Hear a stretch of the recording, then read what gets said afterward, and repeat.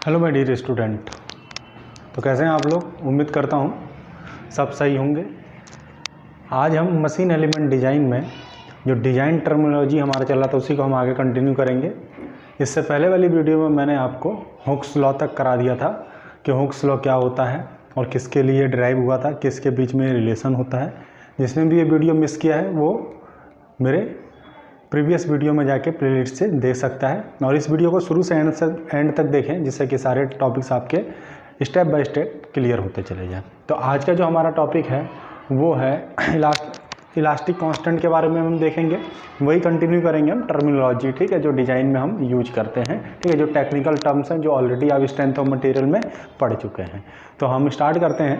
पहला है हमारा इलास्टिक कांस्टेंट, ठीक है। इलास्टिक कांस्टेंट क्या होता है उसको हम देखेंगे। इलास्टिक कांस्टेंट, ठीक है, इलास्टिक कांस्टेंट, ठीक है। इलास्टिक कांस्टेंट क्या होता है, ठीक है। देखिए बेसिकली सिस्टम को डिफाइन करने के लिए या फिर थियोरेटिकल स्ट्रेन को कैलकुलेशन में हम इसका प्रयोग करते हैं, ठीक है। ये जो है चार हैं, ठीक है। कौन सा? ई, जी, के एंड म्यू, ठीक है। इसके क्या क्या नाम होते हैं वो सब मैं आपको बताऊंगा यहाँ पे, ठीक है। इनके डेफिनेशंस क्या क्या होती हैं वो भी मैं आपको बताऊंगा। जितना आपके सिलेबस में ज़रूरी है उतना ही करेंगे, हम डीप में नहीं जाएंगे। तो एक एक को उठाते हैं हम, ठीक है। पहला जो है इलास्टिक कांस्टेंट, ठीक है। अच्छा, ये इलास्टिक कांस्टेंट जो है ये बेसिकली मटेरियल अलग अलग मटेरियल के लिए अलग अलग वैल्यू होती है इनकी, ठीक है। किसी भी मटेरियल के लिए सेम नहीं रहेगी, अलग मटेरियल के लिए अलग अलग वैल्यूज़ की रहती हैं, ठीक है। तो जो ई है, ई से तो हम पहले ही रूबरू हो चुके थे जब हम हुक्स लॉ पढ़ रहे थे, वहाँ ई आ गया था प्रोपोर्शनैलिटी लिमिट, और इसको हमने क्या बोला था? यंग मॉडुलस, यंग मॉडुलस, ठीक है, यंग मॉडुलस बोला था। और इसी को हमने और क्या बोला था? Modulus of elasticity, modulus of elasticity, ठीक है, ये बोला था। इसके लिए जो फॉर्मूला मैंने आपको बताया था कि ये किसका रेशियो होता है, ये नॉर्मल स्ट्रेस या इसको हम करें direct stress upon longitudinal strain.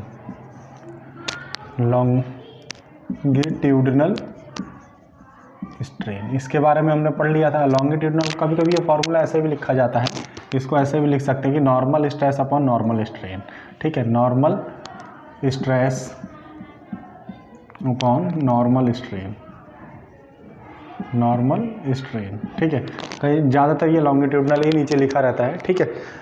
तो हमारा यंग मॉडुलस क्या होता है? Young modulus is the ratio between normal stress to longitudinal strain, अर्थात लॉन्गिट्यूडनल नॉर्मल स्ट्रेस तथा लॉन्गिट्यूडनल स्ट्रेन के अनुपात को हम क्या बोलते हैं? यंग मॉडुलस कहते हैं, ठीक है। यंग मॉडुलस एक इलास्टिक कांस्टेंट है, ठीक है। अलग अलग मटेरियल के अलग अलग वैल्यू होती है इसकी, ठीक है। स्टील के लिए मैंने आपको बताया था 220 गीगापास्कल के आसपास होती है इसकी वैल्यू, ठीक है।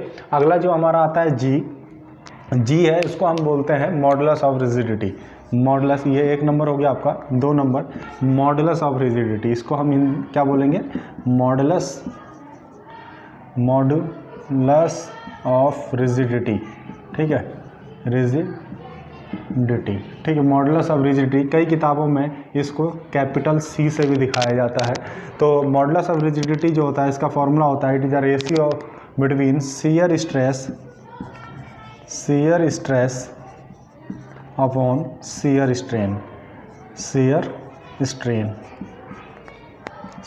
इसको अगर सिंबल से लिखेंगे तो शियर स्ट्रेस को टाउ से दिखाते हैं और शियर स्ट्रेन को फाई से, ठीक है। यहाँ पे भी हम दिखा सकते हैं इसको सिग्मा n अपॉन एप्सिलॉन 0 यहाँ, ठीक है, एप्सिलॉन से दिखा सकते हैं। तो मॉडुलस ऑफ रिजिडिटी क्या होता है? शियर स्ट्रेस तथा शियर स्ट्रेन का अनुपात होता है, ठीक है। यहाँ से आप इसको फॉर्मूला आने वाले न्यूमेरिकल में या डेरिवेशन में भी यूज हो सकते हैं ये सब, इसलिए मैं आपको जितना भी शॉर्ट करके हो सकता है डेफिनेशन इसको बताने की कोशिश कर रहा हूँ। एक्स्ट्रा नहीं बता रहा हूँ जो कि आपके सिलेबस में अभी है नहीं और उतना आपको डीप में अभी जाना नहीं है, ठीक है। तो तीसरा हमारा आता है बल्क मॉडुलस। के को हम क्या बोलते हैं? बल्क मॉडुलस, ठीक है। के हमारा क्या होता है? के किसको निरूपित करता है? बल्क मॉडुलस को, ठीक है। बल्क मॉडुलस अच्छा इसको एल समझेंगे। मॉडुलस मॉडुलस, बल्क मॉडुलस, या फिर इसको हम बोलते हैं बल्क मॉडुलस ऑफ इलास्टिसिटी। क्या बोलते हैं इसको? Bulk modulus of elasticity, elasticity, bulk modulus of elasticity. और ये जो होता है ये हमारा होता है K इक्वस टू होता है, कई किताबों में हाइड्रोस्टैटिक स्ट्रेस लिखता है और कई किताबों में डायरेक्ट स्ट्रेस भी लिखता है। ठीक है, तो डायरेक्ट स्ट्रेस, बट या फिर इसको हम क्या बोल सकते हैं, और hydrostatic stress upon volumetric strain, volumetric strain. ठीक है, अर्थात जो बल्क मॉडुलस होता है किसका अनुपात होता है? हाइड्रोस्टैटिक स्ट्रेस तथा वॉल्यूमेट्रिक मतलब आयतन विकृति बोलेंगे इसको। तो वॉल्यूमेट्रिक स्ट्रेन के अनुपात को हम क्या बोलते हैं? बल्क मॉडुलस बोलते हैं। मैंने बार बार बोल रहा हूँ, इनकी वैल्यू अलग अलग मटेरियल के लिए अलग अलग होती है। ठीक है, एंड लास्ट वन हमारा आएगा एक और क्या है? म्यू को हम बोलते हैं पॉइजन रेशियो। ठीक है, पॉइजन रेशियो क्या होता है इसके बारे में हम देख लेते हैं। ठीक है, अच्छा, पॉइजन रेशियो को मैं यहाँ लिख देता हूँ कि चारों चीज़ें एक जगह ही लिखी रहेंगी। यहाँ पे लिख देता हूँ, रेड कलर से अंडरलाइन कर देता हूँ इसको। ये देखिए, यहाँ पे लिख देता हूँ पॉइजन रेशियो। ठीक है, पॉइजन रेशियो क्या होता है? 4 नंबर पॉइजन रेशियो म्यू को हम क्या बोलेंगे? Poisson ratio. ठीक है, ये जहर वाला नहीं है। ठीक है, पॉइजन रेशियो म्यू बराबर होता है lateral strain upon longitudinal strain,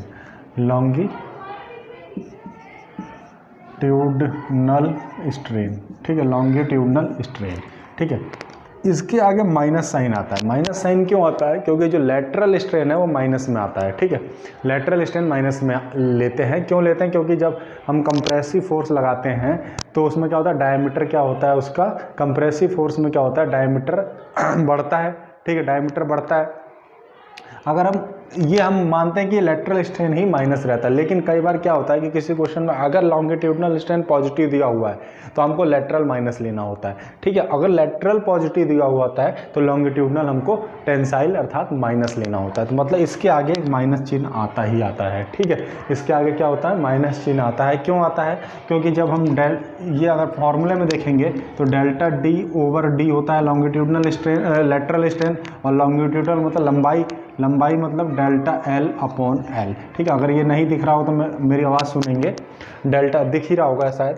delta D/D होगा लेटरल स्ट्रेन और लॉन्गिट्यूडनल स्ट्रेन होता है डेल्टा L/L। मतलब स्ट्रेन क्या होता है? Change in length upon original length, या फिर अगर हम कहें जनरल लैंग्वेज में तो change in dimension upon original dimension. ठीक है, तो change in diameter upon original diameter और change in length upon original length. ठीक है, तो ये जो डायमीटर होता है कि पहला जो ओरिजिनल, ये डेल्टा D को अगर हम लिखेंगे तो D original minus D final. ठीक है, D original minus D final. ठीक है, तो अपॉन ये हो जाता है D। अगर हम इसको दोबारा यहाँ लिखेंगे तो ये हो जाएगा D original minus D final upon D original. ठीक है, और इसी तरह D original L original minus L final upon L original. ठीक है, तो ऐसे करके आगे माइनस साइन रहेगा, मतलब एक ना एक क्वांटिटी उसकी माइनस में ही रहेगी। ठीक है, पॉइजन रेशियो किसी भी मटेरियल की अगर बात करें तो मैक्सिमम 0.5 होता है। नोट लिख लेंगे यहाँ पे, किसी भी मटेरियल के जो पॉइजन रेशियो होता है मैक्सिमम कहाँ तक होगा? 0.5 तक होगा, इससे ज़्यादा नहीं होगा। अगर हम मेटल की बात करेंगे तो मेटल की अगर बात करते हैं हम, ठीक है, मेटल की अगर बात करेंगे, मेटल है तो उसके लिए 1/3 to 1/4 तक जाता है, 1/3 से 1/4 तक। और जीरो किसी मटेरियल का अगर होगा तो जो कॉर्क मटेरियल होता है, कॉर्क के लिए पॉइजन रेशियो 0 होता है। कॉर्क के लिए पॉइजन रेशियो क्या होगा? 0 होगा। ठीक है, तो ये हमारे कुछ वैल्यूज़ थे, वो मैंने आपको बता दिया आपको। और ये हमारा इलास्टिक कांस्टेंट, जिनकी डेफिनेशन मैंने ऑलरेडी यहाँ लिखी हुई है, आप नोट डाउन कर सकते हैं कि डेफिनेशन के रूप में भी लिख सकते हैं कि इसके अनुपात को ये कहते हैं पहला, दूसरा, तीसरा एंड चौथा। ठीक है, तो ये आपको समझ में आ गया होगा। इसके बाद हम एक और टर्म्स देखते हैं, उसको हम, अच्छा, इसके बीच में रिलेशंस भी होते हैं, इनके बीच में रिलेशन होते हैं, वो रिलेशन देख लेते हैं। वो फॉर्मूले बहुत यूज किए जाते हैं, तो मैं इसको रफ कर देता हूँ। ठीक है,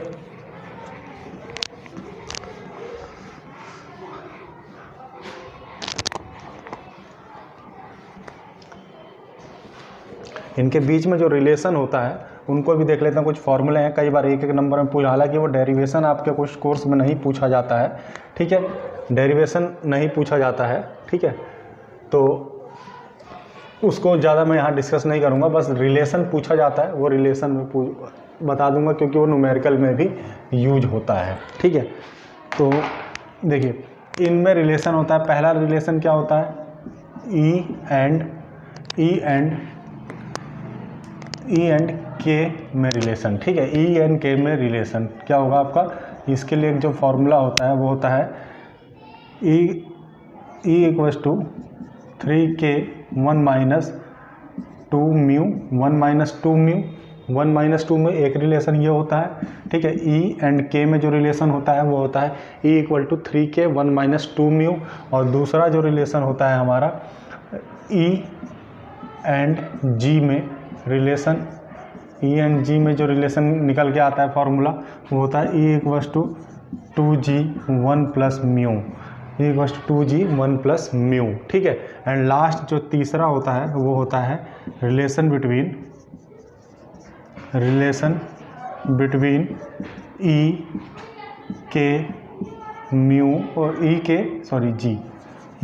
जी, ठीक है, ई के जी, म्यू तो अपने आप आ जाता है सारे रिलेशन में, ठीक है। तो ई के जी तीनों में रिलेशन क्या होता है, वो होता है हमारा E equals to 9kg upon 3k plus G, ठीक है, 9kg अपॉन 3k प्लस जी। तो ये तीन फार्मूले आपको याद होने चाहिए और आपकी कॉपी में भी होने चाहिए, ये हमारे न्यूमेरिकल में भी यूज होते हैं, इलास्टिक कांस्टेंट के बीच में जो रिलेशन होता है वो, ठीक है। अब हम देखते हैं एक होता है टर्म्स फैक्टर ऑफ सेफ्टी, ठीक है। फैक्टर ऑफ सेफ्टी क्या होता है इसको भी हम देख लेते हैं, कई बार एक नंबर में लिखने को भी आ जाता है, होपफुली ये आपने उतार लिया होगा कि ये जो इलास्टिक कांस्टेंट के बीच में तीन रिलेशन होते हैं, एक तो ई और के बीच में होता है, एक ई और जी के बीच में होता है, और फिर एक तीसरे के बीच में। और ये तीसरा वाला जो होता है इनका डेरिवेशन कई बार पेपर में आता है, तो बहुत सिंपल डेरिवेशन होता है, किसी भी इक्वेशन से म्यू की वैल्यू निकाल लीजिए, किसी भी इक्वेशन से 1 से या 2 से किसी भी इक्वेशन की वैल्यू यहाँ से म्यू की वैल्यू निकालिए और वो म्यू की वैल्यू जो बची हुई इक्वेशन है उसमें रख दीजिए, तो ये आ जाता है, ठीक है, ये आ जाता है। तो इसका डेरिवेशन इसलिए बार बार पेपर में पूछा जाता है, मैं आपको बता भी देता हूँ कैसे होता है। किसी भी इन दोनों इक्वेशन से म्यू की वैल्यू निकालिए और जो बची हुई इक्वेशन है जिससे हमने म्यू की वैल्यू नहीं निकाली है उसमें ले जाके म्यू की वैल्यू पुट कर दीजिए और उसके बाद सिंप्लीफाई कीजिए, तो ये वैल्यू निकल के आ जाता है, इसलिए ये डेरिवेशन बार बार पूछता है। तो मैंने आपको बता दिया तरीका, एक बार आप करके देखेंगे क्या ये आ रहा है या नहीं आ रहा है, ठीक है।